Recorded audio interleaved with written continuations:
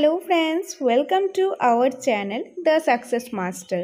আমি সুস্মিতা। আমি তোমাদের জন্য চাণক্য বেচ ইউটিউব ক্লাস নিয়ে এসেছি। তোমরা সবাই জানো আমরা দ্য সাকসেস মাস্টার তোমাদের জন্য 7000 এমসিকিউ সিরিজ স্টার্ট করেছি। যেই সিরিজের মধ্যে তোমরা সিডিপি, ইংলিশ, বেঙ্গলি, এসএসটি সবগুলো পার্ট থেকেই কিন্তু তোমরা এমসিকিউস প্র্যাকটিস পেয়ে যাবে। এবং এই যে এমসিকিউ সিরিজগুলো আমরা করাচ্ছি এখানে কিন্তু প্র্যাকটিস হচ্ছে। এই এমসিকিউ প্র্যাকটিস করার আগে আমাদেরকে কিন্তু কনসেপ্টটা ক্লিয়ার রাখতে লাগবে। কনসেপ্ট ক্লিয়ার থাকলেই আমাদের যেখান থেকে কোশ্চেন আসুক না কেন আমরা কিন্তু ইজিলি অ্যান্সারটা করতে পারবো। তার জন্য কনসেপ্ট ক্লিয়ার করা খুবই প্রয়োজন। তো তোমরা যারা যারা কনসেপ্টটা জানো বা তোমরা কনসেপ্টটা জানতে চাও, কনসেপ্টটা আরও ভালোভাবে ক্লিয়ার করতে চাও, তাহলে তোমরা চাণক্য ব্যাচ কোর্সটা নিতে পারো। সেটা তোমরা পেয়ে যাবে দ্য সাকসেস মাস্টার অ্যাপের মাধ্যমে। সেখানে তোমরা ট্যাটু আর্টসের জন্য সবগুলি সাবজেক্ট থেকেই ক্লাস পেয়ে যাবে, যেখানে প্রতিটা সাবজেক্টের প্রতিটা টপিকেরই ডিপলি ডিসকাস করা ক্লাস রয়েছে। সেই ক্লাসের যে পিডিএফ নোটসটা রয়েছে, কনসেপ্ট তো আছেই, কনসেপ্টের পাশাপাশি ওয়ান লাইনার কোশ্চেন পেয়ে যাবে, তারপর এমসিকিউস পেয়ে যাবে প্র্যাকটিসের জন্য। তার পাশাপাশি তোমরা মক টেস্টও পেয়ে যাবে, ফুল লেন্থের মক টেস্টও পেয়ে যাবে সেই চাণক্য ব্যাচে। তো যারা যারা চাণক্য ব্যাচটা নিতে চাও তোমরা খুব শীঘ্রই নিতে পারো দ্য সাকসেস মাস্টার অ্যাপের মাধ্যমে। ওকে, তো বাকি ডিটেলস আমি পরে বলে দিচ্ছি, আগে ক্লাসটা সেরে নিই। সো আজকে ক্লাসে আমরা সিডিপি থেকে 50 ইম্পর্টেন্ট এমসিকিউস নিয়ে ডিসকাস করব। আর এটা হলো প্র্যাকটিস সেট 9। তার আগে আরও 8টা প্র্যাকটিস সেট করিয়েছি, যারা দেখুনি তোমরা প্লেলিস্টে গিয়ে দেখে নিতে পারো। আর কোনো কনফিউশন থাকলে, কোনো কিছু জানার থাকলে, অথবা টেট রিলেটেড কোনো কিছু জানার থাকলে এই নম্বরে তোমরা ফোন করে জেনে নিতে পারো। এখন তাহলে স্টার্ট করি আজকের ক্লাস। 1 নম্বর, বৃদ্ধি স্ট্রাকচারাল থিওরি প্রবক্তা কে? এই যে স্ট্রাকচারাল থিওরি প্রবক্তা কে? কারেক্ট আনসার কী হবে? হেনরি সিচার। হেনরি সিচার হলো বৃদ্ধি স্ট্রাকচারাল থিওরি, যে গঠনগত যে প্রক্রিয়া বা থিওরিটা রয়েছে সেটা প্রবক্তা হলেন Henry Sicher. So option number A হবে এটা কারেক্ট আনসার। বৃদ্ধি স্ট্রাকচারাল থিওরি প্রবক্তা হেনরি সিচার। নেক্সট রয়েছে 2 নম্বর, স্ট্রাকচারাল ডমিনেন্স থিওরি কবে প্রবর্তিত হয়? এই যে স্ট্রাকচারাল ডমিনেন্স থিওরিটা কি?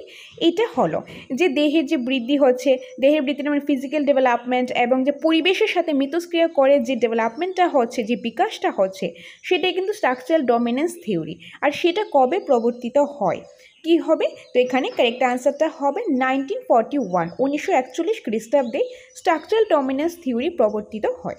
সো অপশন নাম্বার এ হবে এটা কারেক্ট আনসার, 1941 খ্রিস্টাব্দে। 3 নম্বরে রয়েছে, স্পিয়ারম্যানের মতে বৌদ্ধিক কর্ম সম্পাদনের জন্য কয় ধরনের মানসিক উপাদান প্রয়োজন? এখন এটা আনসার করতে গেলে আমরা যদি কনসেপ্টটা জানি তাহলে কিন্তু এটা ইজিলি আনসার করতে পারবো। কারণ আমরা জানি স্পিয়ারম্যানের কি তথ্য রয়েছে, স্পিয়ারম্যানের কি যে স্পিয়ারম্যানের কি দুইটা তথ্য রয়েছে, দ্বি উপাদান তথ্য, 2 ফ্যাক্টর থিওরি রয়েছে। দ্বি উপাদান তথ্য, 2 ফ্যাক্টর থিওরি, অর্থাৎ বলে আছে নামের মধ্যে আছে 2টা ফ্যাক্টর আছে। সেই 2টা ফ্যাক্টর কি? একটা হলো জি ফ্যাক্টর, একটা হলো এস ফ্যাক্টর। ওকে, একটা এই জিটা হলো সাধারণ বুদ্ধি, আর এসটা হলো কি? এসটা হলো স্পেসিফিক স্কিল, মানে এটা বলতে পারি আমরা যে স্পেসিফিক। ওকে, তো এই যে জি ফ্যাক্টর আর এস ফ্যাক্টর সেটা কি? জি ফ্যাক্টর হলো সাধারণ যে বুদ্ধিটা রয়েছে। যেরকম ধরো এখন যদি একটা এক্সাম্পল দিই, আমাদের যে ইন্ডিয়ান ফুটবল টিম রয়েছে, ক্রিকেট টিম রয়েছে, বা আরও অন্যান্য স্পোর্টস রয়েছে বা অন্যান্য টিম রয়েছে। এখন যদি বলা হয় যে কেউ ফুটবল টিম থেকে বা ধরো ক্রিকেট টিম থেকে আমি নিলাম, ক্রিকেট টিমের মধ্যে ব্যাটসম্যানও থাকে, তারপর বোলারও থাকে। এখন তারা কিন্তু সবাই কিন্তু ধরো ক্রিকেট খেলতে পারবে, যে ব্যাটও করতে পারবে, বলও করতে পারবে। তো সেটা হলো সাধারণ, ওইটা হলো সাধারণত জি ফ্যাক্টর। কিন্তু যে ব্যাটসম্যান কিন্তু পার্টিকুলারভাবে যত ভালোভাবে সে ব্যাট করতে পারবে তত ভালোভাবে সে বল নাও করতে পারে, বা যে বোলার রয়েছে যে অনেক ভালো বল করতে পারে কি সে হয়তো বা ব্যাটটা ততটা একটা ভালো নাও করতে পারে। ওকে, তো ওইটা হলো মানে কার কোনটাতে স্পেসিফিকভাবে স্কিল রয়েছে সেটাই হলো এস ফ্যাক্টর। তো একটা হলো জি ফ্যাক্টর, একটা হলো এস ফ্যাক্টর। তো স্পিয়ারম্যানের দ্বি উপাদান তথ্য, তো কয় ধরনের কাজ রয়েছে? 2 ধরনের রয়েছে। তো কারেক্ট আনসার হবে অপশান নাম্বার এ, 2 ধরনের। আর এটার জন্য কনসেপ্টটা দেখলে তোমরা জিনিসটা ভালোভাবে বুঝতে পারবে, কারণ সেখানে কিন্তু একদম ডিপলি ডিসকাস করা হয়েছে প্রতিটা টপিকই। এনিওয়ে, নেক্সট রয়েছে 4 নম্বর, বিনে ও সাইমন বুদ্ধির বয়সকে কয়টি ভাগে ভাগ করেছেন? বিনে ও সাইমন কি করেছেন? বুদ্ধির যে বয়স সেটাকে ভাগ করেছেন। তো সেটা কয় ভাগে ভাগ করেছেন? সেটা 2 ভাগে ভাগ করেছেন। কি? 2 ভাগে। সেই 2 ভাগ কী কী সেটাও কিন্তু আমাদের জানতে লাগবে। সেই 2 ভাগ হলো একটা সিএ, আরেকটা হলো এমএ। সিএ আরেকটা হলো এমএ। সি এ অর্থাৎ ক্রনোলজিক্যাল এজ অর্থাৎ সমবয়স, আর এম এ অর্থাৎ মেন্টাল এজ। ওকে, তো আর আইকিউর ফর্মুলাটা যদি দেখি, বুদ্ধির যে ফর্মুলা রয়েছে সেটা কি হবে, সেটা হবে CA/MA ইন্টু 100, CA/MA ইন্টু 100। ওকে, তো বিনে সাইমন ও বুদ্ধির বয়সকে কয় ভাগে ভাগ করা যায়? 2 ভাগে ভাগ করা যায়। নেক্সট রয়েছে 5 নম্বর, বৃদ্ধির কার্টিলেজিনাস থিওরির প্রবক্তা কে? বৃদ্ধির যে কার্টিলেজিনাস থিওরি রয়েছে এটার প্রবক্তা কে? সো কারেক্ট আনসারটি কি হবে? কারেক্ট আনসার হবে জেমস স্কট। জেমস স্কট হলো কার্টিলেজিনাস থিওরির প্রবক্তা। সো অপশন নাম্বার বি হবে এটার কারেক্ট আনসার। নেক্সট রয়েছে 6 নাম্বার, কার্টিলেজিনাস থিওরি কবে প্রবর্তিত হয়েছে? কবে প্রবর্তিত হয়েছে? 1956 খ্রিস্টাব্দে। অপশন নাম্বার বি 1956 খ্রিস্টাব্দে। আমি আর বাকি অপশানগুলি পড়ছি না, আদারওয়াইজ ভিডিওটা অনেকটাই লেন্দি হয়ে যাবে।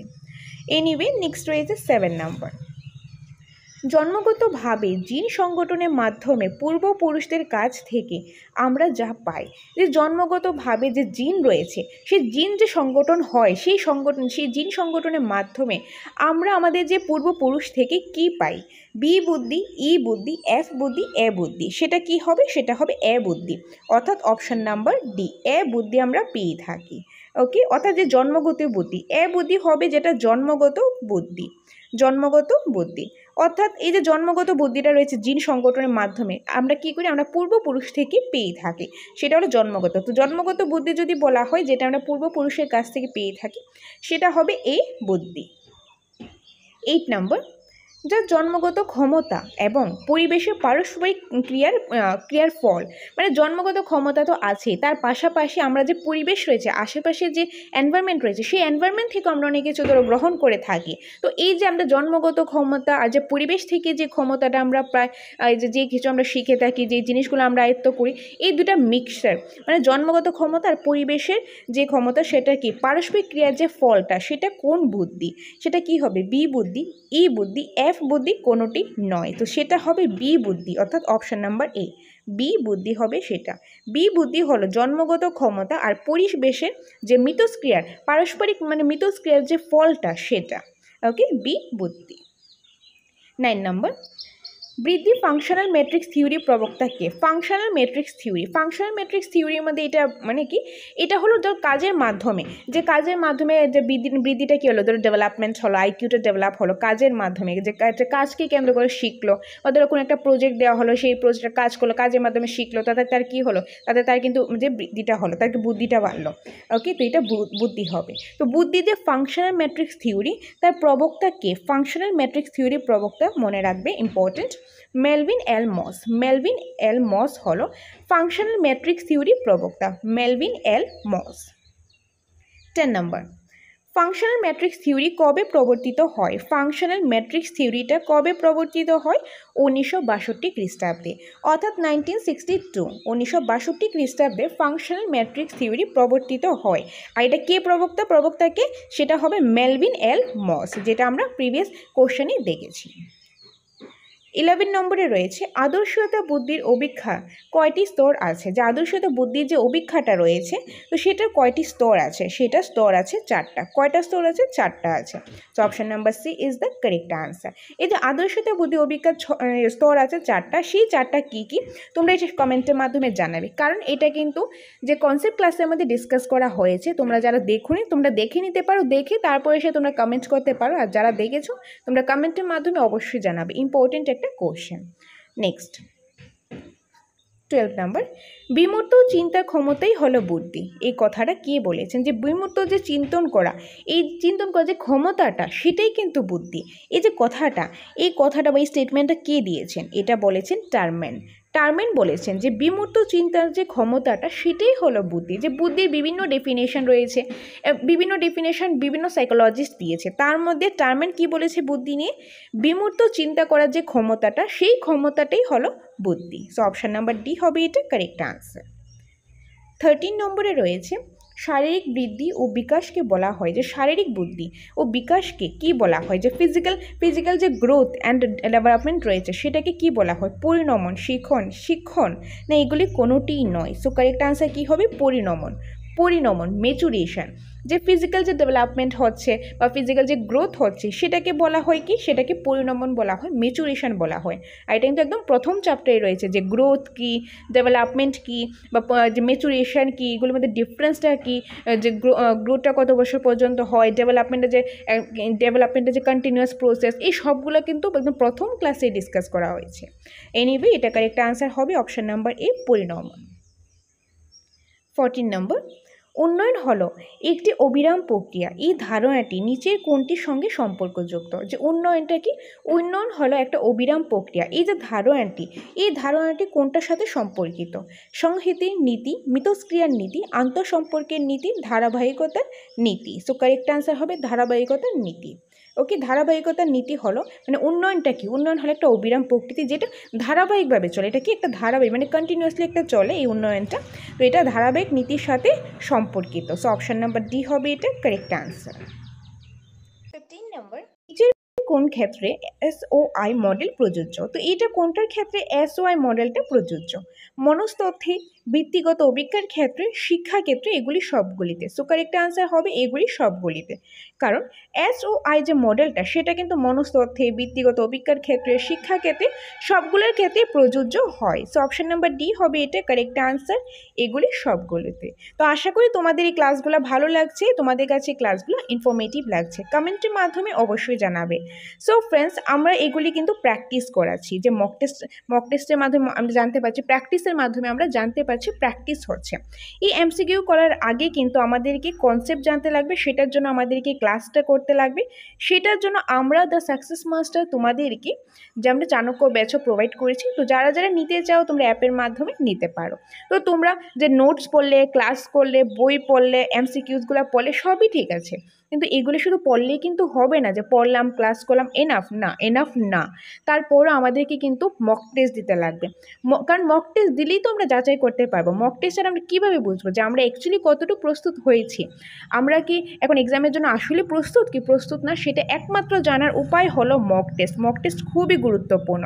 নিউ ক্যান্ডিডেটস বলো বা যারা আগে থেকে অনেক আগে থেকে প্র্যাকটিস করছো, নিউ হোক আর ওল্ড ক্যান্ডিডেটস হোক না কেন, মক টেস্ট সবার জন্য খুবই ইম্পর্টেন্ট। যত বেশি মক টেস্ট দেবে তত তোমরা নিজেদেরকে যাচাই করতে পারবে, তত তোমরা তোমাদের স্ট্রং পয়েন্ট এবং যে উইকনেস রয়েছে সেই উইক পয়েন্টটা তোমরা কিন্তু ফাইন্ড আউট করতে পারবে। উইক পয়েন্টটা জানতে পারলেই কিন্তু তোমরা সেই পয়েন্টে তোমরা আরও ভালোভাবে ফোকাস করতে পারবে। যত বেশি মক টেস্ট দেবে তত তোমাদের ভুলের মাত্রা কমবে, আর ভুলের মাত্রা কমবে মানে তোমাদের স্কোরটা ইনক্রিজ হবে। সেটার জন্য আমরা দ্য সাকসেস মাস্টার তোমাদেরকে মক টেস্ট প্রোভাইড করছি। তোমরা যদি মক টেস্ট নিতে চাও, অনলাইন হোক কিংবা অফলাইন, আমাদের এখানে অনলাইনও আছে অফলাইনও আছে, যেটা তোমাদের প্রয়োজন তোমরা সেটাই নিতে পারো। সো অনলাইন মক টেস্টের প্রসেসটা আমি বলে দিচ্ছি। প্রথমত ত্রিপুরা টেট 2 আর্টসের জন্য পেয়ে যাবে, একদম সিলেবাসের অ্যাকর্ডিং পেয়ে যাবে। TRBT যেভাবে করে কোশ্চেন সেট করা হয় সেভাবেই করে আমাদের এখানেও রেডি করা হয়েছে। টোটাল 30টা মক টেস্টের সেট পাবে। টোটাল কয়টা পাবে? 30টা মক টেস্টের সিরিজ পাবে। তো পার মক টেস্টের মধ্যে 150 করে কোশ্চেন, তো 150 করে কোশ্চেন হলে 30টা মক টেস্ট, তার মানে টোটাল পেয়ে যাবে 4500 কোশ্চেন তোমরা পেয়ে যাবে। কীভাবে পাবে? CDP থেকে 30 number, Bengali 30 number, English 30 number, আর SST হলো 60 নাম্বার, জিওগ্রাফি 15, পলিটি 15, হিস্ট্রি 15, আর SST প্যারাগজি 15। তো এরকম করে 150 মার্কস করে টোটাল 30টা মক টেস্ট পেয়ে যাবে, তার মানে 4500 কোশ্চেন তোমরা পেয়ে যাবে। তো তোমরা নোটস থেকে পড়লে, বই থেকে পড়লে, বা তোমরা ক্লাস করলে, ক্লাস বই সব কিছু করলে, তারপর কি করতে লাগবে? মক টেস্ট দিতে লাগবে। তো মক টেস্ট তোমরা বাড়িতে বসে তোমাদের ইচ্ছা মতে আনলিমিটেড টাইম এই মক টেস্টগুলো দিতে পারবে। এই মক টেস্টটা পেয়ে যাবে দ্য সাকসেস মাস্টার অ্যাপের মাধ্যমে। তোমরা যদি এটা পারচেস করতে চাও, প্রথমত আমাদের দ্য সাকসেস মাস্টার অ্যাপটা ডাউনলোড করে নেবে। সেখান থেকে তোমরা ডাউনলোড করার পর তোমরা সেখানে তোমাদের নাম, তোমাদের ফোন নাম্বার দিয়ে লগ ইন করবে। লগ ইন করার পর সেখানে তোমরা অ্যাপটা ওপেন করবে। ওপেন করার পর এই কোর্সটা একদম সামনে এসে থাকবে, এই কোর্সটা সেখান থেকে পারচেস করতে পারো। তো অনলাইন 30 মক টেস্ট সিরিজের প্রাইসটা হলো 499। তোমরা মাত্র 499 টাকায় টোটাল 30টা মক টেস্টের সেট পেয়ে যাচ্ছ, যেটা তোমরা আনলিমিটেড টাইম অ্যাটেম্প করতে পারবে। এরকম না একটা মক টেস্ট একবার দিলে যে আরেকবার দিতে পারবে না, এরকম না, আনলিমিটেড টাইম তোমরা এটা অ্যাটেম্প করতে পারবে। ওকে, এটা হলো online mock test the success master অ্যাপের মাধ্যমে পেয়ে যাবে। আর দ্য সাকসেস মাস্টার অ্যাপের মাধ্যমে তোমরা মক টেস্ট ছাড়া তোমরা ট্যাট টু আর্টসের ফুল কোর্স পেয়ে যাবে, চাণক্য বেসটা পেয়ে যাবে। যদি তোমরা ইন্ডিভিজুয়াল কোর্স নিতে চাও, ধরো শুধু সিডিপি নেবে বা শুধু বেঙ্গলি, শুধু ককবরক, শুধু ইংলিশ বা শুধু এসএসটি বা ধরো শুধু জিওগ্রাফিটাই নিলে, যেটা তোমাদের প্রয়োজন, মানে স্পেসিফিকভাবে সাবজেক্টও পেয়ে যাবে, সবগুলি চাইলে সবগুলিও নিতে পারবে, কমন সাবজেক্টগুলো চাইলে কমন সাবজেক্টগুলোও নিতে পারবে। অর্থাৎ যেটা প্রয়োজন সেটাই তোমরা নিতে পারবে, একদম মূল্যটা খুবই সর্বনিম্ন রয়েছে, সেটা তোমরা অনলাইন পেয়ে যাবে কোর্সটা দ্য সাকসেস মাস্টার অ্যাপের মাধ্যমে। তো তোমাদের কোনো ডাউট থাকলে বা তোমরা কিভাবে নেবে যদি না বুঝে থাকো বা ইনফরমেশানগুলি জানার জন্য তোমরা আমাদের সাথে যোগাযোগ করবে, ওকে, দ্য সাকসেস মাস্টার অফিসিয়াল নাম্বারে। এটাই তোমাদের সাথে শেয়ার করার ছিল। ওকে, বাকি ডিটেলস আমি পরে বলে দিচ্ছি, আগে ক্লাসটা সেরে নিই। সো 16 নাম্বার, রেভেনের প্রোগ্রেসিভ ম্যাট্রিক্স টেস্ট নিচের কিসের দৃষ্টান্ত? যে রেভেনের যে প্রোগ্রেসিভ ম্যাট্রিক টেস্ট রয়েছে সেটা এখান থেকে কোনটা দৃষ্টান্ত? ব্যক্তিত্ব, মৌখিক আইকিউ, সংস্কৃতি মুক্ত আইকিউ, এগুলি কোনোটি নয়। সো কারেক্ট আনসার কী হবে? কারেক্ট আনসার হবে সংস্কৃতি মুক্ত আইকিউ। কী হবে? সংস্কৃতি মুক্ত আইকিউ, অপশান নাম্বার সি।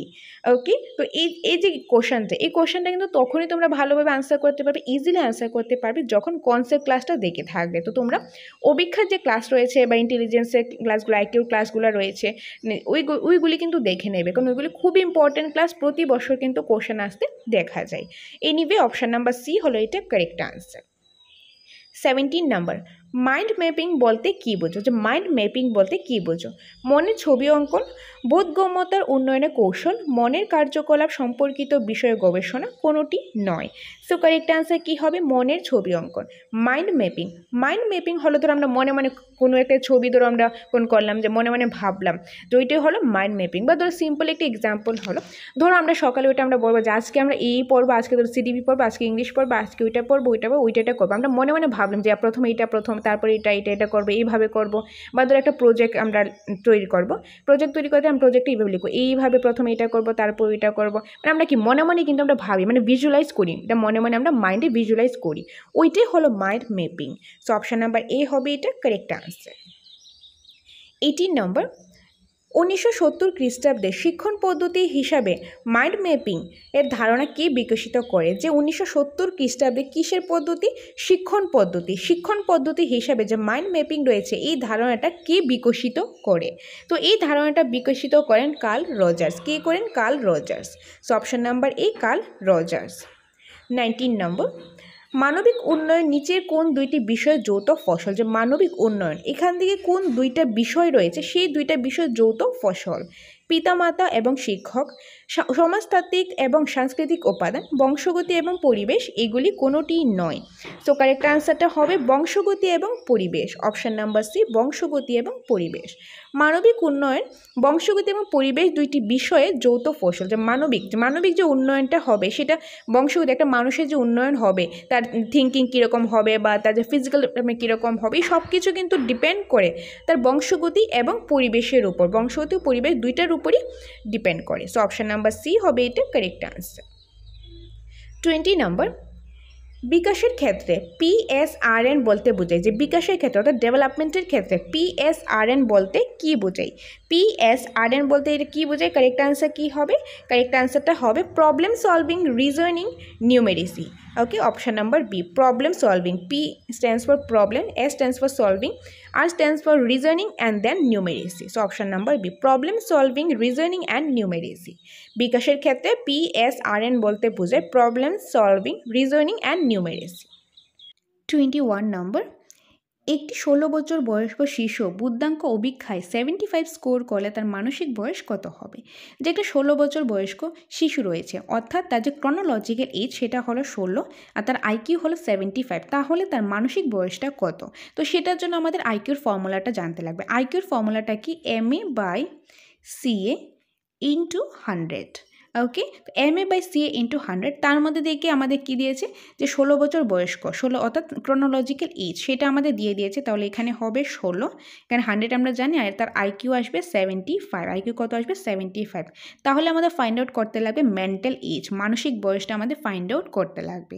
তো এটা তোমরা কমেন্টের মাধ্যমে অবশ্যই জানাবে যে এই কোশ্চেনের আনসারটা কী হবে। সো 21 যে MCQটা রয়েছে এটা তোমাদের হোমওয়ার্ক রইল, কমেন্টের মাধ্যমে অবশ্যই জানাবে। নেক্সট রয়েছে নাম্বার।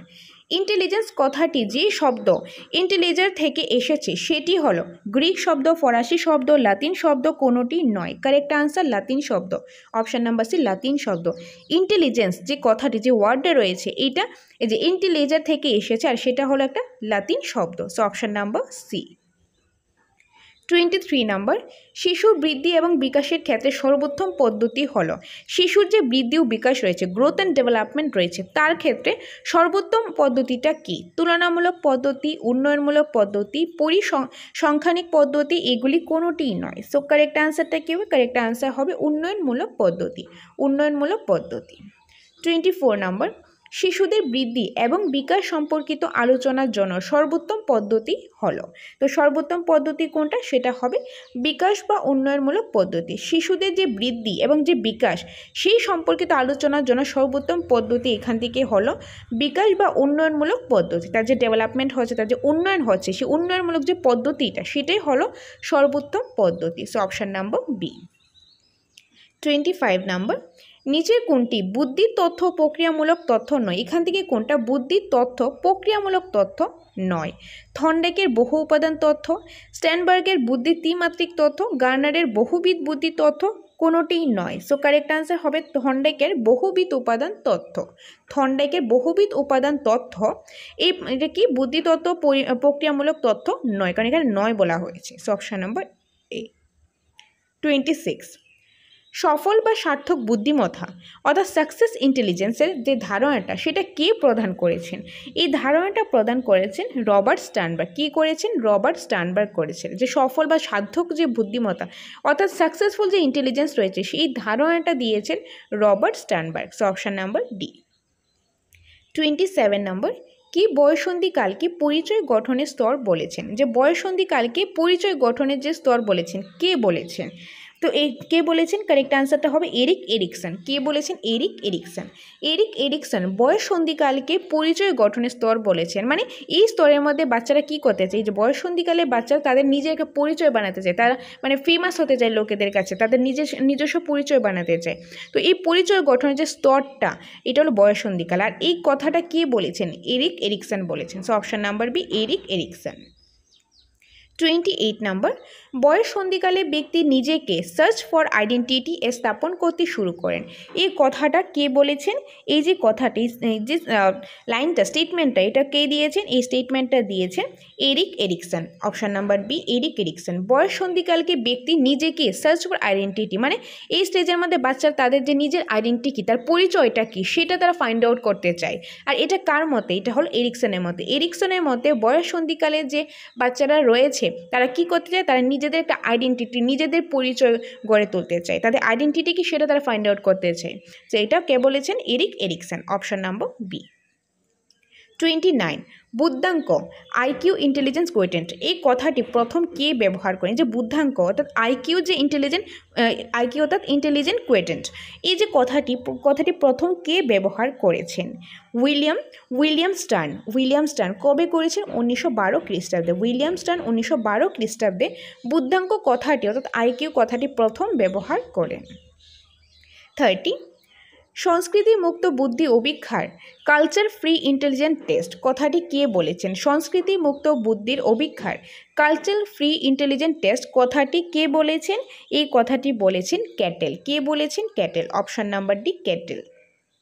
31, কে বয়ঃসন্ধিকালকে বিট্রিক্স অ্যান্ড বিটুইন বলে অভিহিত করেছেন? যে বয়ঃসন্ধিকালকে কি বলেছেন? বিট্রিক্স অ্যান্ড বিটুইন, এই কথাটা কে বলেছেন, কে বলে অভিহিত করেছেন? জিএস হল। অপশান নাম্বার ডি জিএস হল। 32, দেহের কেন্দ্রীয় অংশ স্পাইনাল কোড থেকে যখন বিকাশ শুরু হয় প্রান্তে পৌঁছায় তখন সেই নীতিকে কি বলা হয়? ওকে, সো ধরো একটা ব্যক্তি রয়েছে, ব্যক্তি যখন কেন্দ্র থেকে, তো এটা কেন্দ্র, স্পাইনাল কোড থেকে কী হয়েছে, তার বিকাশটা শুরু হয়েছে, তো কেন্দ্র থেকে তার বিকাশটা শুরু হয়েছে, সেটাকে বলা হয় প্রক্সিমা ডিস্টাল ডেভেলপমেন্ট। কী বলা হয়? Proxima distal development. আর যদি মস্তিষ্ক থেকে মাথা থেকে উপর থেকে নিচের দিকে বিকাশটা হতো তাহলে সেটাকে বলা হতো সেফালোকোডাল। তো কেন্দ্র থেকে বিকাশটা শুরু হলে সেটাকে বলা হয় প্রক্সিমা ডিস্টাল ডেভেলপমেন্ট। 33 নম্বর, কোন ফরাসি মনোবিদে বুদ্ধি অভিক্ষার জনক, ফাদার অফ ইন্টেলিজেন্ট টেস্ট বলা হয়? কাকে বলা হয়? সো কারেক্ট আনসার কী হবে? অ্যালফ্রেড বিনে। অপশন নাম্বার ডি, অ্যালফ্রেড বিনে। 34 নম্বর, গ্রস মোটর স্কিলস বলতে বোঝায়, যে গ্রস মোটর স্কিলস বলতে কি বোঝায়? তো গ্রস মোটর স্কিল বলতে কি, এটা হলো যে এখন তো এটা হলো বড় ধরনের প্রথমত এটা হলো ফিজিক্যাল ডেভেলপমেন্টের সাথে রিলেটেড, আর এটা হলো বড় ধরনের ধরো কোনো কিছু ডেভেলপমেন্ট। ধরো একটা ব্যক্তি হাঁটবে, এখন হাঁটা শিখবে, দৌড়াতে পারবে, সুইমিং করতে পারবে, তখন কিন্তু তার পুরো বডিটা মুভমেন্ট করতে লাগবে। একটা ব্যক্তি তখনই হাঁটতে পারবে যখন তার যে পায়ের মাংসপেশিগুলি, তার কোমর বা তার যে বডিটা সেরকম একটা ম্যাচিউর লেভেলে আসবে, তার মাংসপেশিগুলি সেরকম ডেভেলপ হয়ে যাবে, তখনই কিন্তু সে হাঁটতে পারবে। তো গ্রস মোটর স্কিল এটা হলো যে বড় মাংসপেশিগুলি যখন দরকার হয়, বডিটা যখন এরকম ম্যাচিউর হয়, তখন সেটা হলো গ্রস মোটর স্কিল। ওকে, সো এখান থেকে কোনটা কারেক্ট আনসার হবে? দেখো, পরিবেশের মধ্যে ব্যাপকভাবে শরীরের গতিবিধি, শরীরে কেবলমাত্র অঙ্গ প্রত্যঙ্গের আংশিক সঞ্চালন, মস্তিষ্কের সঞ্চালন, এগুলি কোনোটি নয়। সো কারেক্ট আনসারটা হবে পরিবেশের মধ্যে ব্যাপকভাবে শরীরের গতিবিধি। যে পরিবেশের মধ্যে ব্যাপকভাবে শরীরের যে গতিবিধি, যে ফিজিক্যাল ডেভেলপমেন্ট, শরীরের যে নড়াচড়ার যে ব্যাপারটা, যে হাঁটতে গেলে, দৌড়াতে গেলে, সুইমিং করতে গেলে, তখন কিন্তু গ্রস মোটর স্কিলটা ডেভেলপ হতে লাগে। তো তার মানে হবে option number A. Option number A হবে এটা correct answer. Gross motor skill বলতে বোঝায় পরিবেশের মধ্যে ব্যাপকভাবে শরীরের গতিবিধি। So option number A is the correct answer. Next 35 number, fine motor skill বলতে কী বোঝায়? ফাইন মোটর স্কিল বলতে হলো এখানে হলো যে ছোট আমরা এখন 35 নাম্বার, ফাইন মোটর স্কিল ধরো এখন আমি লিখবো, ঠিক আছে, আমি লিখবো, এখন লেখার জন্য আমি লিখলাম ফাইন মোটর স্কিল। এই যে আমি এগুলি লিখছি, লেখার সময় কী হচ্ছে, লেখার সময় কিন্তু আমার জাস্ট আঙ্গুলের এই যে আঙ্গুলগুলি রয়েছে, আঙ্গুলগুলি কাজে আসছে, আঙ্গুলের যে মাংসপেশিগুলি রয়েছে এইগুলি কাজে আসছে। এখানে কিন্তু আমার পুরো বডি কিন্তু কাজে আসছে না। ধরো আমি হাঁটতে গেলে কী হবে, হাঁটতে গেলে আমার পায়ের, কোমরের যে বডিটা এরকম একটা ম্যাচুরিটি থাকতে লাগবে, এরকম যে পুরো বডির কিন্তু প্রেশার দিতে লাগবে, তবে আমি হাঁটতে পারবো, সুইমিং করতে পারবো, পুরো বডির কিন্তু এখানে কাজে আসছে, সেটা হবে গ্রস মোটর স্কিল। কিন্তু এখন ধরো আমি লিখছি, লেখার সময় শুধু আমার আঙ্গুলগুলি যে কাজে আসছে, আমার পুরো বডি কিন্তু এখানে প্রেশার দিতে লাগছে না, পুরো বডি মুভমেন্ট করতে লাগছে না, সেগুলো হলো ফাইন মোটর স্কিল। তো এইখান থেকে ফাইন মোটর স্কিল কোনটা হবে? পরিবেশের মধ্যে ব্যাপকভাবে শরীরের গতিবিধি। তো এটা তো হবে না, এটা গ্রস মোটর স্কিলের ক্ষেত্রে হয়। তারপর রয়েছে শরীরে কেবলমাত্র অঙ্গ প্রত্যঙ্গের আংশিক সঞ্চালন, মস্তিষ্কের সঞ্চালন, এগুলি কোনোটিই নয়। তো মস্তিষ্কের সঞ্চালন থেকেও বেশি অ্যাপ্রোপ্রিয়েট এখানে হবে শরীরে কেবলমাত্র অঙ্গ প্রত্যঙ্গের সঞ্চালন। ধরো যে জিনিস, ধরো এখানে লেখার জন্য কী প্রয়োজন হচ্ছে, শুধু আঙ্গুল, স্পেসিফিকভাবে আমাদের বডির কোনো একটা অঙ্গ প্রত্যঙ্গ কাজ লাগানো হচ্ছে, তো এটাই হবে fine motor skill. So option number B হবে এটার correct answer, fine motor skill.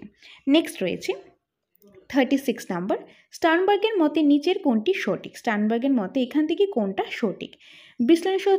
বিশ্লেষণাত্মক বুদ্ধি, শিখন সামর্থ্য, বাস্তব বুদ্ধির ব্যক্তি অর্জিত সার্বিক জ্ঞান, সৃজনমূলক বুদ্ধি, নতুন পরিস্থিতি ও পরিবেশের সংগতি সাধন, এগুলি সবগুলি। সো কারেক্ট আনসার হবে এগুলি সবগুলি। স্টার্নবার্গের মতে এগুলি সবগুলি হলো সঠিক। 37 নাম্বার, প্রজ্ঞামূলক বিকাশ বলতে বোঝায়। প্রজ্ঞামূলক বিকাশ বলতে কী বোঝায়? বুদ্ধি বিকাশ, শারীরিক দক্ষতার বিকাশ, আয়তনের বিকাশ, এগুলির কোনোটিই নয়। সো কারেক্ট আনসার কী হবে? কারেক্ট আনসারটা হবে বুদ্ধির বিকাশ। প্রজ্ঞামূলক বিকাশ বলতে কগনিটিভ ডেভেলপমেন্ট। কী হবে? Cognitive development. আর কগনিটিভ ডেভেলপমেন্ট হলো ব্রেনের সাথে রিলেটেড। তো এটা আমাদের কী হবে? যেহেতু ব্রেনের সাথে রিলেটেড, বুদ্ধির বিকাশ হবে। কী হবে? বুদ্ধির বিকাশ। সো অপশান নাম্বার এ, বুদ্ধির বিকাশ। 38 নাম্বার, শারীরিক উপাদান যা শিশুর শিক্ষণকে প্রভাবিত করে তা হলো, যে শারীরিক উপাদান যেটা শিশুর যে শিক্ষণকে প্রভাবিত করে সেটা কি? পরিণমন, শিক্ষণ, এগুলি কোনোটি নয়। সো কারেক্ট আনসার হবে পরিণমন। কি হবে? পরিণমন। 39 নাম্বার, সাইমন বিনে স্কেলের 1905 খ্রিস্টাব্দ নামকরণ করা হয়, যে সাইমন বিনে স্কেলের নামকরণ করা হয় 1905 খ্রিস্টাব্দে, সেটা নামটা কি, সেটা কারেক্ট আনসার কি হবে? A metrical scale of intelligence, a metrical scale of intelligence, option number A. 40 নম্বর, 1937 খ্রিস্টাব্দে স্ট্যানফোর্ড বিনে অভিক্ষা বা বিনে স্কেলের টার্মেন মেরিল সংস্করণের নিচে কোন অভিজ্ঞাটি আছে? এল ফর্ম, এম ফর্ম, এ এবং বি উভয়, নাকি এগুলি সবগুলি? সো কারেক্ট আনসারটা কি হবে? কারেক্ট আনসার হবে অপশন নাম্বার সি, এ এবং বি উভয়, অর্থাৎ এল ফর্ম অ্যান্ড এম ফর্ম। 41, কোন স্তরে শারীরিক বৃদ্ধি দ্রুত হয়, যে কোন স্তরের মধ্যে যে ফিজিক্যাল ডেভেলপমেন্ট, ফিজিক্যাল গ্রোথ রয়েছে, ডেভেলপমেন্ট না গ্রোথ হবে, গ্রোথ অর্থাৎ শারীরিক বৃদ্ধি সেটা খুব দ্রুত হয়? শৈশবকালে, বাল্যকালে, যৌনকালে, এগুলি কোনোটিই নয়। Correct answer according to option শৈশবকালে, অর্থাৎ ইনফ্যান্সি স্টেজের মধ্যে। তবে একটা জিনিস মনে রাখবে, যে একটা শিশুর যে শারীরিক যে বৃদ্ধি রয়েছে অর্থাৎ ফিজিক্যাল গ্রোথ রয়েছে, ফিজিক্যাল গ্রোথ কিন্তু সবচেয়ে বেশি হয় যে মাদার ওমে থাকাকালীন। ওকে, প্রিন্যাটাল কখন হয়? প্রিন্যাটাল যখন সে মাতৃগর্ভে থাকে তখন কিন্তু সবচেয়ে বেশি মানে ফিজিক্যাল গ্রোথ হয়ে থাকে। কিন্তু এটা হলো জন্মের আগে, মানে 0 to 9 মান্থ যখন মাতৃগর্ভে থাকে। কিন্তু মাতৃগর্ভের পরে যখন জন্ম হয়, জন্মের পরে কিন্তু ইনফ্যান্সি স্টেজ, অর্থাৎ ইনফ্যান্সি হলো শৈশবকালে সবচেয়ে বেশি গ্রোথ হয়ে থাকে। এখন যদি সেম কোশ্চেনের মধ্যে অপশান থাকতো যে প্রিন্যাটাল স্টেজ, তখন কিন্তু প্রিন্যাটাল স্টেজ আমরা আনসার করতাম। যেহেতু এটা নেই তার জন্য আমরা শৈশব অর্থাৎ ইনফ্যান্সি স্টেজ আমরা এখানে আনসার করব। কিন্তু কোশ্চেনে যদি মেনশন করে বলা হয় যে জন্মের পর কোন স্তরে শারীরিক বৃদ্ধি দ্রুত হয়, জন্মের পর হলে তখনও কিন্তু শৈশব হবে, তখন কিন্তু প্রিন্যাটাল হবে না। কারণ প্রিন্যাটাল কি জন্মের আগের মুহূর্ত, অর্থাৎ মাতৃগর্ভে থাকাকালীন যে সময়ে। তো এখানে according to question, according to option, correct answer is option number এ, শৈশবকালে। 42 নাম্বার, শিশু মনোবিদ্যার কেন্দ্রীয় ধারণা হলো, যে শিশুর যে মনোবিদ্যা রয়েছে, চাইল্ড সাইকোলজি রয়েছে, এই চাইল্ড সাইকোলজির কেন্দ্রীয় ধারণা, মেইন ধারণাটা কি? সেটা হবে শিশু, অপশন নাম্বারে এই শিশু। কারণ শিশুকে কেন্দ্র করেই কিন্তু যে চাইল্ড সাইকোলজি গড়ে উঠেছে, যে কীভাবে পড়াবো, কী বিষয় হবে কি না হবে, সব কিছু ডিপেন্ড করে শিশুর উপর, শিশু সাইকোলজির উপর, শিশুর উপরে ডিপেন্ড করে। সো অপশন নাম্বার এ। নেক্সট রয়েছে 43 নাম্বার, এডওয়ার্ড সি টলম্যান কত খ্রিস্টাব্দে বৌদ্ধিক মানচিত্র অর্থাৎ কগনিটিভ ম্যাপের ধারণাটি প্রকাশ করেন? সো কারেক্ট আনসারটা কি? কারেক্ট আনসার 1948 খ্রিস্টাব্দে, অপশন নাম্বারটি 1948 খ্রিস্টাব্দে। 44, শশিনী হলো 5ম শ্রেণীতে পাঠরত একজন শিক্ষার্থী, তার মানসিক বয়স 15 এবং সমগত বয়স হলো 10, তাহলে তার বুদ্ধাঙ্ক অর্থাৎ আইকিউ কত হবে? তো ক্লাস 5-এ পড়ে একটা মেয়ে, তার বয়স হলো সমগত বয়স হলো 10 আর মানসিক বয়স হলো 15, তাহলে তার বুদ্ধাঙ্কটা কত হবে? তাহলে এখানে কোন ফর্মুলাটা ইউজ করতে লাগবে? MA/CA × 100, MA/CA × 100। ওকে, তো MA হলো মেন্টাল এজ, তার মানসিক বয়স, মানে এখানে হবে 15 আর এখানে হবে সি অর্থাৎ সমগত বয়স, ক্রনোলজিক্যাল এজ সেটা হবে 10। তো এখানে যদি আমি ক্যালকুলেশনটা করি তাহলে কত হবে? যদি 10 দিয়ে আমি এখানে করি, ওকে 10 দিয়ে ধরো আমি এটাকে করলাম, তাহলে কত হবে? 10। তো 10 × 15 হবে 150। তো কারেক্ট আনসার কী হবে? অর্থাৎ তার আইকিউ হলো 150। তো অপশান নাম্বার বি, 150। ওকে, সো অপশান নাম্বার বি হবে এটা কারেক্ট আনসার। নেক্সট রয়েছে 45, ড্রিম অ্যানালাইসিস গ্রন্থটি কার? এই যে ড্রিম অ্যানালাইসিস রয়েছে, এই গ্রন্থটি কার? তো কারেক্ট আনসার কী হবে? William James, option number B, William James. 46 নম্বরে রয়েছে, নিচের কোনটির সঙ্গে বিকাশের ধারণা প্রাথমিকভাবে সম্পর্কযুক্ত? এখানে কোনটার সঙ্গে যে বিকাশের যে ধারণাটা প্রাথমিকভাবে সম্পর্কযুক্ত? প্রাক্ষবিক বিকাশ, বৌদ্ধিক বিকাশ, শারীরিক বিকাশ, কোনোটি নয়। সো কারেক্ট আনসারটা কি? বৌদ্ধিক বিকাশ, অপশান নাম্বার বি, বৌদ্ধিক বিকাশ। নেক্সট 47 নাম্বার, আইকিউ টেস্টের দ্বারা যেটি নির্ণীত হয় সেটি হলো কেবলমাত্র শিখনের সাধারণ সামর্থ্য। যে আইকিউ টেস্টের দ্বারা, এখন ধরো আইকিউ টেস্ট নেওয়া হলো, সেটা দ্বারা আমরা কি নির্ণয় করতে পারবো? যে কেবলমাত্র শিখনের সাধারণ সামর্থ্য, এটা তো হবে, কিন্তু বাকি অপশানগুলি আমরা দেখিনি। জীবনে সার্বিক সফলতা, যে জীবনে কেউ একজন জীবনে তার যে ওভারঅল যে সফলতাটা, যে সাকসেস রয়েছে, সেটা কি একটা টেস্টের দ্বারা কি নির্ণীত করা যাবে? করা যাবে না, তাহলে অপশান নাম্বার বি হবে না। শিখনের উচ্চতম দক্ষতা, যে লার্নিংয়ের তার যে ম্যাক্সিমাম যে স্কিলটা, সেটাকে নির্ণয় করা যাবে একটা আইকিউ টেস্টের মাধ্যমে? অবশ্যই করা যাবে না, তো এটাও হবে না। তো কারেক্ট আনসার হবে কেবলমাত্র শিখনের যে সাধারণ যে সামর্থ্য রয়েছে ওইটা আইকিউ টেস্টের দ্বারা নির্ণয় করা যায়। সো অপশান নাম্বার এ হবে এটা কারেক্ট আনসার। ওকে, সো আশা করি তোমরা বুঝতে পেরেছ। তো এই ছিল আজকের ইম্পর্টেন্ট কিছু এমসিকিউস। তো তোমাদের কোনো ডাউট থাকলে কমেন্ট করে অবশ্যই জানাবে, ভালো লাগলে সেটাও তোমরা কমেন্টের মাধ্যমে অবশ্যই জানাবে। তোমাদের কমেন্টের অপেক্ষায় আমি রইলাম। সো ফ্রেন্ডস, তোমাদের যদি টেট রিলেটেড কোনো কিছু প্রয়োজন হয়, টেট 1 বা টেট 2 নোটস প্রয়োজন হয়, হার্ড কপি কিংবা তোমাদের পিডিএফ হলে পিডিএফ, যেভাবে তোমাদের প্রয়োজন সেটার জন্য তোমরা আমাদের সাথে যোগাযোগ করতে পারো স্ক্রিনে দেওয়া নম্বরে। তবে যারা হার্ড কপি নোটসটা নেবে তাদের জন্য রয়েছে স্পেশাল অনলাইন মক টেস্ট। তোমাদের সেই মক টেস্টটা তোমরা অনলাইন পেয়ে যাবে। ওকে, সো রুটিনের অ্যাকর্ডিং মক টেস্ট পেয়ে যাবে। তো যাদের যাদের নোটস প্রয়োজন, রুটিনের সাথে অনলাইন মক টেস্টের প্রয়োজন, তোমরা আমাদের সাথে যোগাযোগ করো স্ক্রিনে দেওয়া নম্বরে। আর তোমাদের যদি মক টেস্টের প্রয়োজন হয়, কারণ শুধুমাত্র পড়লে কিন্তু হবে না, ক্লাস করলে হবে না, তার পাশাপাশি মক টেস্ট দেওয়া খুবই গুরুত্বপূর্ণ। মক টেস্টের প্রয়োজন হলে সেটার জন্য তোমরা আমাদের সাথে যোগাযোগ করতে পারো স্ক্রিনে দেওয়া নম্বরে। তো তোমরা যদি সেই অনলাইন মক টেস্টটা দিতে চাও, টোটাল 30 মক টেস্টের সিরিজ রয়েছে, যেটা প্রাইস হলো 499। এটা হবে দ্য সাকসেস মাস্টার অ্যাপের মাধ্যমে অনলাইন মক টেস্ট। এটা প্রাইসটা 499। এটা নিতে চাইলে দ্য সাকসেস মাস্টার অ্যাপের মাধ্যমে নিতে পারো।